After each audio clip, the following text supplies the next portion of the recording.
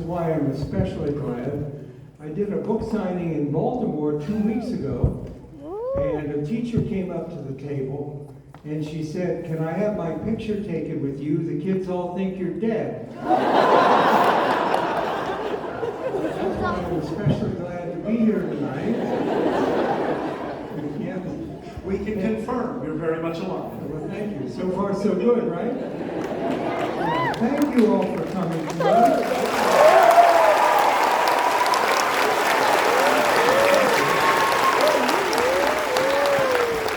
I was having a pretty good day, actually, and I was staying at the Graduate Hotel, and a woman stopped me in the lobby, and she said, "Did anyone ever tell you you look a lot like R.L. Stine? No offense." She said, "No offense." Didn't exactly make my day. Not taken. I am so intrigued that you had that typewriter at 9 years old. And I'm wondering, when you're at that typewriter, and do you still have that typewriter, Ben? No. Okay. When you were at that typewriter, what ideas were flowing in your 9-year-old creative mind? Oh, I was doing joke books, typing up joke books and stories. And I started out writing, I wanted to be a comic book illustrator.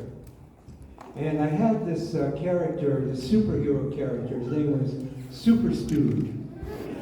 He was the world's worst superhero. He would like fly head first into brick buildings, couldn't control it. And I used to do these little comic books, and I would bring them into school and pass them around to my friends, you know, to get attention. Right? Sure. My friends, and every single kid said to me, "Bob, those drawings suck. You can't draw." And I looked around, and everyone could draw better than me. So I realized I would have to write. And you know, Kyle, people always ask me, was there a special teacher who encouraged you? Was there some teacher who really...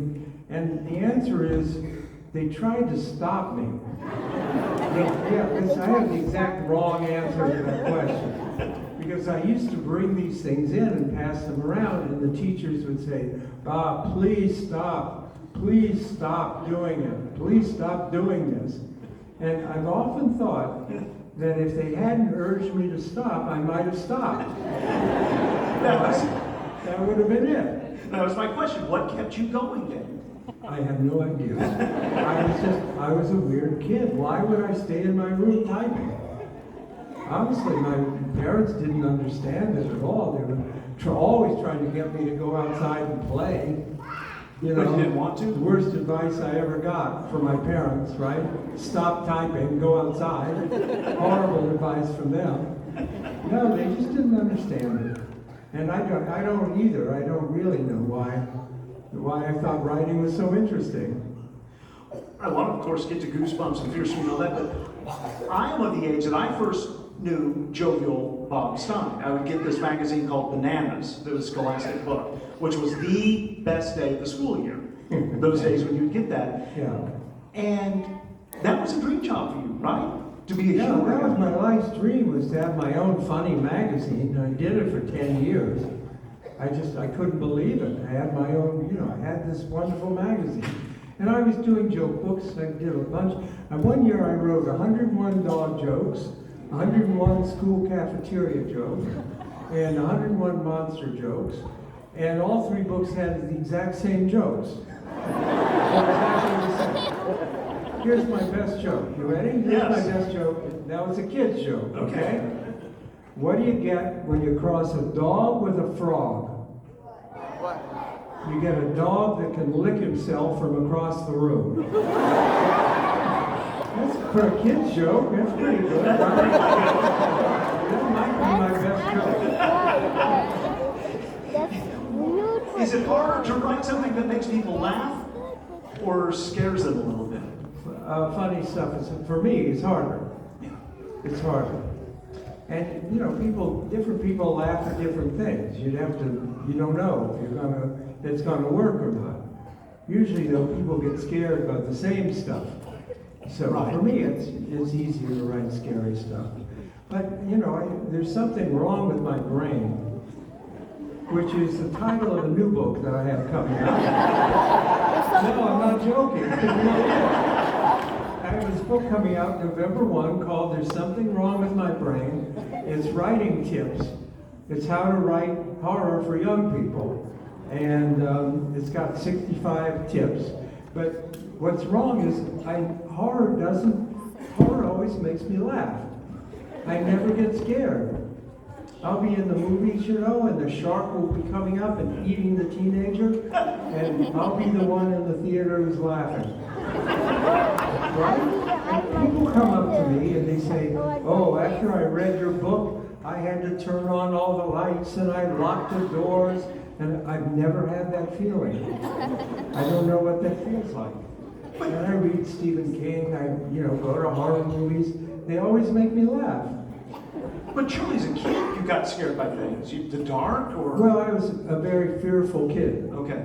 And maybe that's why I stayed in my room writing. I was afraid of a lot of things. I grew up in Columbus, Ohio, in the suburb, and I used to ride my bike around the neighborhood at night, and then I'd come back up the driveway, and I knew something was waiting for me in the garage. I just knew something was lurking there. Now, this is true, I'm not making this up. And I would take my bike and heave it into the garage and go running into the house every night. I was afraid. That's not a good way to be a kid. But you got out of it. But, well, it worked out later. Yeah. When I started writing scary books, I could remember that feeling of panic, and I could bring that to the books. Fear Street, as David mentioned, there was Blind Date and Fear Street, and then came Goosebumps. Goosebumps, your idea to write for younger people? Well, the truth is, I didn't want to do Goosebumps. That's the kind of businessman I am. Right? Brilliant, right? I was doing Fear Street, novels for teenagers. We were killing off teenagers every month. I've killed a lot of teenagers. Why you're laughing? Why do you like it so much? I don't know.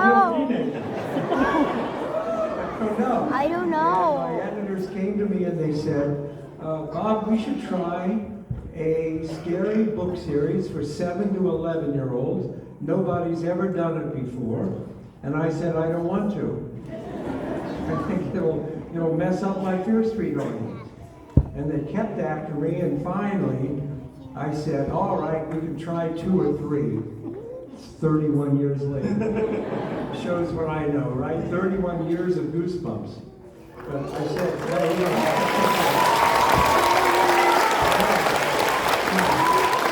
I'm amazed, believe me. I said to them then, I said, if I can think of a good name for the series, then we could try some. And one day, this is also a true story, I was reading TV Guide magazine. And in those days, they used to have all the TV listings in the middle of the magazine, telling you what's on that week. And on the bottom of one page was a tiny ad. And the ad said, it's Goosebumps Week on Channel 11. And I just stared at it. And I thought, this is perfect. We'll call it Channel 11. That's a terrible joke, isn't it? I know, I apologize. I'm sorry about that. But that's really where Goosebumps came from. So I did, and I was doing an informal poll over the last couple of weeks. True story, not making this up. I was getting my teeth cleaned yesterday, and I asked my dental hygienist if she read Goosebumps. And she said, oh my goodness, yes, I love Goosebumps. I love R.L. Stine. Everyone I asked said, I love R.L. Stine. So here you are, someone who's writing things that make us scared, but they love you. Why is it? No, that's the question I'm asking you. No, I don't know. No. I don't know. Why do I get paid for scaring kids? What kind of job is that, really? I don't know. There's a connection. Yes, you tell me. Well, so I asked my dental hygienist, and she said because it was so exciting and she never knew what was going to happen. And you do that over 31 years, that's something else. Well, I do, I think about why kids like people like Goosebumps so much. I do think about it. And I do think, so much of children's literature is so linear. Sorry, it's all in a straight line. But what Goosebumps is, it's curving, it's twisting. There's a surprise here, there's a shock here. Every chapter ends with a surprise. And I think that's why they like it. They like the teasing quality of it. Yeah. I always like to have one part in the book, like maybe halfway through, where you're reading it and you say, oh my God, I had no idea that's what's going on. Right. I'm so surprised. There's, the first Goosebumps movie. How many of you seen the first Goosebumps movie with Jack Black? I have. Thank you. There's a line near the end of that movie where Jack is a teacher, and it's like I wish I had written this line, right? It's like perfect for Goosebumps. He says, every story has a beginning, a middle, and a twist. And that's what it's about. Hey, Jack and I are like twins, right? A lot of people get us confused. Jack's a wonderful guy, and I was thrilled to have him play me in the movie. When we started out filming, before we filmed, we were trying to figure out who should play me in the Goosebumps movie. Right. And a bunch of people came to mind, and I asked my son, Matt, I said, Matt, who do you think should play me in the Goosebumps movie? And he said, Morgan Freeman. Which, not too helpful. And then a lot of people said, I should play myself in the Goosebumps movie. Yeah. He said, who knows you better than you? You should play it. So I went to my wife, Jane, and I said, Jane, a lot of people think I should play myself in the Goosebumps movie, and she said, you're too old to play yourself. And of course she's right? Too old. How horrifying is that? To be too old to play yourself. No, that's not possible. Well, because you have such a large fan base, you must get fan letters. You must have decades of fan letters. That's the best part of it. Yeah. To be serious, the best part of being me is the amazing mail I get. I get wonderful mail. A couple weeks ago, I got a letter from a girl who said, Dear R.L. Stine, I'm your biggest fan. I think you're the scariest man on earth. I want to know everything about you. Do you have hair? Love, Grace. Why? And then last week I got a letter from a girl that said, Dear R.L. Stine, you are my second favorite author. That was the whole letter. Second And maybe favorite. you've heard me tell my all-time favorite letter. This is all these years. This is my all-time favorite. I'll take some water.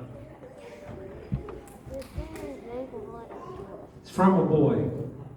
Dear R.L. Stine, I've read 40 of your books and I think they're really boring.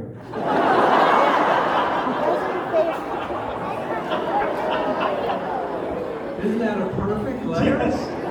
It's perfect. It's like he thinks maybe number 41. He's really not. He's waiting. Oh, I love that letter.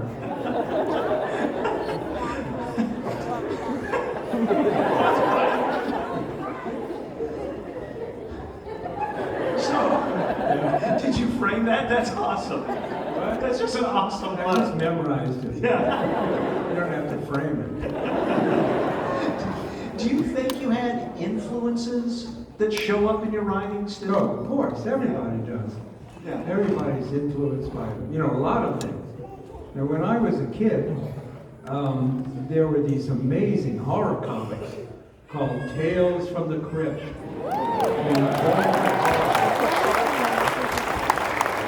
And I loved those comics. They were gruesome, bloody comics with amazing artwork. And every story had a twist ending. So you can see it was very influential on me. I wasn't allowed to have them at home. My mother wouldn't let me bring them in the house. She said they were trash. So I had to go read them in the barber shop. And the barber shop had a big stack of them, and this is true. Every Saturday morning, I'd go get a haircut. So I had less hair when I was a kid than I do now, just so I could read those comic books. But there are a lot of other influences. Rod Serling is a major influence on me. Twilight Zone. Yeah. I think maybe Slappy comes from a Twilight Zone episode. There is one where a dummy comes to life. Yeah. Maybe that was lingering in my head, and that's where Slappy comes from. And a million other influences, you know. Those comics you mentioned, Tales from the Crypt, they would get banned. There were congressional hearings. And I'm sure there are Goosebumps books that have, There were some back in the 90s. that people thought were, for whatever reason, not suitable. Well, nobody had ever done a scary series for kids like that before. And also, the covers were much scarier than the book. A lot of kids told me that at night they would turn the book over so they wouldn't see Jim's cover. Jim Jacobus did the first 100 Goosebumps paintings, covers. They're wonderful. Tim and I do shows together sometimes, go to Comic-Cons. And it's strange, I would be writing the book while Tim would be painting the cover. So the book wouldn't be finished yet. And I couldn't really tell Tim what it was about. I would send a little paragraph and say, this is about a girl who puts on a mask and she can't get it off. And then he would do the cover page. And he got it right every time except once. There was only one time he missed. And that book was Say Cheese and Die. You know that book? That book, I was walking my dog in Riverside, I live in New York, in the park, and those words just popped into my head. Say cheese and die, where did that come from? I don't know, that's why I walk the dog, I guess. And I thought, it's about an evil camera that takes pictures that happen in the future of bad things that happen. And some kids find the camera and start taking pictures of each other, and bad things start happening to each other. And Tim sent in the cover painting, and it was a painting of a family of skeletons barbecuing. Had nothing to do with the book. And so the editor called me, of course, and he said, Bob, could you add a chapter, could you add a scene with skeletons bar? Because he couldn't change the painting. Perfect. Could you add a scene of skeletons bar? And I added a dream sequence where the kid dreams of skeletons barbecuing, just so the cover would make sense. That's the only time that ever happened. Right, because if I see a book of a family of skeletons barbecuing, I want that in the book. That better happen at some point. Yeah, most people would. Right. Is there a rhythm, title first, subject first? When I'm writing? Yeah. I always have to start with the title. Always the title. Always. That's backwards for most authors. Most authors get an idea, they write, then they think of a title. I have to have the title first. In fact, I've done every story a human could write. There's nothing left, right? And so I don't even try to think of ideas. I just think of titles. And the title will be, we started a brand new Goosebumps series this month called Goosebumps House of Shivers. And the first book is called Scariest Book Ever. Right? Yeah, I thought a good title. Yeah. A good title. So then I thought, well, what will the book be about? I mean, what would you put in the scariest book ever? Well, that's a high bar. Yeah. You've What really. would you do? I mean, would you put monsters in it? Would you put zombies? Ghosts? What would you do? Now, I had this idea. I'm not going to spoil it for you. I'm not going to tell you what's in the book. But I had this idea, what if it was a blank book? What if it was empty? That's You know, the scary thing is you wouldn't know what was happening. Right? That would be really scary. But that's not the end. That's not what's in the book. It's not in it. So you're a self-described weird kid. I bet there are a lot of us in this room who would admit we are or were weird kids. And I just love that there's a place for weird kids. When we're weird and when we grow up and get weirder. And don't you think you're helping us do that? Feel okay about that? What, I'm a bad influence? No, that's What do you say? What? not. No, I'd say the opposite. What? My readers are weird? What? yes. Kyle, I come on. can't speak. No. I don't know. Here's the thing. Everybody likes to be scared. Everybody likes a scary story. Not just weird people, but people of all ages. And I think, the earliest days, people living in caves, they're gathered around a fire, and there's this fire, and they're gathered around, and they're telling stories. I bet they were telling scary stories.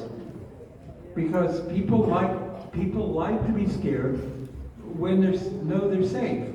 Right. When they're safe at the same time. And kids like to be scared. I spent a lot of time thinking about this. When they're safe in their room, they know they're home, they're reading, they're not really having these scary adventures. And with Goosebumps, everything always ends up okay. Yeah. There's never an unhappy ending. There's always a happy ending. Once I wrote a Fear Street book, and I gave it an unhappy ending. It was called The Best Friend. And in the end of that Fear Street book, the good girl is taken away as a murderer. And the murderer gets off scot-free. And I wrote it just for fun for me. Just fun to have one book that doesn't end right. And that book haunted me. Kids hated it. They turned on me immediately. And I started getting mail. Dear R.L. Stine, you moron. How could you write that? You idiot. How could you write that story? Are you going to write a sequel to finish it? They could not accept. I'd go do school visits. Some kid raised his hand every time. Why did you write that book? Why did you do this? It followed me. I had to write a sequel and finish the story. They would not accept an unhappy ending in this book. That's so interesting. I've got a few more questions. We also have an opportunity. I think there are I can't see, but I think there are microphones on the side. We'll answer your questions. Yeah, we'll have time for a few questions from the audience. You've written so many books, and you go to these events, and people ask you about the books. Can you recall the plot of every single book? No. Okay. No, it's embarrassing. But no, it's too many books. Right, that's what Also, people ask me, where did you get the idea for Stay Out of the Bay? That's like the second Goosebumps book. That's 30 years ago. I can't remember 30 years ago. And people seriously want to know, well, what happened to Chris and Todd when the book ended? Who were Chris and Todd? No, it's a shame. I remember the Goosebumps shows that were made into television shows. I remember those better than the ones that weren't. But you can't remember that many. Yeah. You can't remember. Have you ever pitched an idea or a title to your editors or publishers and they said, nah? Yeah. Oh. No, that happens a lot. I wanted to do a Goosebumps book called Morons from Mars, which is a great title, right? Yes. And my editor said, Bob, you can't do that. You'll offend the morons. You have to be very careful these days. You don't want to offend the morons, right? Right. This is serious. They would not let me do that book because it would be offensive to morons. You're not just kidding here. No, I'm serious. I wanted to do Morons from Mars. It's a great title. And they wouldn't let me do it. What did it end up being called? It never got done. Oh, okay. Forget it. Never got made. What is the process like from when you get the first draft and you send it to someone and it comes back? Are there tweaks or? Oh, well, I don't know. You know, I'm married to my editor. Smart. It's a nightmare. How would you like to be married to your editor? It's horrible. She's a very tough editor. She edited all the Fear Street books. And I never got away with anything. I would say, Jane, the next book will make sense. I never got away with that. And here's really tough editing. One day she handed a manuscript back to me, and at the top were 2 words, psychotic ramblings. That was her whole editorial letter. No, they're I not. was saying nothing, psychotic ramblings. I had to do a lot of work on that one. Yeah, go back to square one on that. Yeah, that didn't work out. You like kids. You like your readers. You love them. Yeah, I have a kid, I have grandkids. I like kids. You know my son's claim to fame? My son Matt's claim to fame is that he never read a Goosebumps book. Really? Isn't that horrible? Isn't it just to make me nuts? Right? He knew just what to do, and he never read. He was the right age and everything, and he never read it. He would bring them into his friends, and he would come home and he'd say, "Dad, you have to put Jim in the next one." Dad, he sold parts for $10. The kid paid him $10 to be in a Goosebumps book. Of course, I always did it. But he never read one. He never read one to this day. Yes. Wait, what was the question? What were we talking about? That you like kids, other than, the ones who Well, won't you know, a lot books. of children's book authors don't like kids. Yeah. I won't name names, but I mean I could. But they don't like kids. They don't want kids around them. But I like kids a lot. Yeah, and I think that, for me, it comes through in the books. Yeah. I think you can tell that. Well, I spend a lot of time spying on kids. I have to know what the way they talk, what they wear, Right. what the music they listen. I have to keep up with all that. So you go, I go to the playground, Yeah. in my raincoat. Trying to find out about kids. That's terrible. Can I really say that? there's going to be one quote tomorrow. Yeah, There's gonna be that.